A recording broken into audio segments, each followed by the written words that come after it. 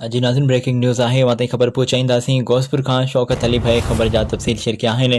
गोसपुर वेझो अणॼातल हथियारबंदनि जी फायरिंग में नौजवान गोलियुनि जो खाज बणिजी वियो आहे। क़त्ल जी ख़बर आहे वहाँ ताईं पहुचायूं पिया। गोसपुर वेझो अणॼातल हथियारबंद फायरिंग करे नौजवान खे क़त्ल करे विया आहिनि। गोसपुर खां नाज़रीन अहिड़ी ख़बर जा तफ़सील मालूम करे था वठूं। जुस्तजू न्यूज़ जो नुमाइंदो शौकत अली भयो का लाइन ते असां सां गॾु आहे। अपडेट कजो शौकत, त कहिड़ा तफ़सीलात आहिनि? जी बिल्कुल साजिद, मां तव्हांखे ॿुधाईंदो हलां। गोसपुर जो अणॼातल हथियारबंदनि जी अॼु फायरिंग कई आहे, जंहिंमें हिकु ॼणो मुबीना तौरु क़तल थी वियो आहे।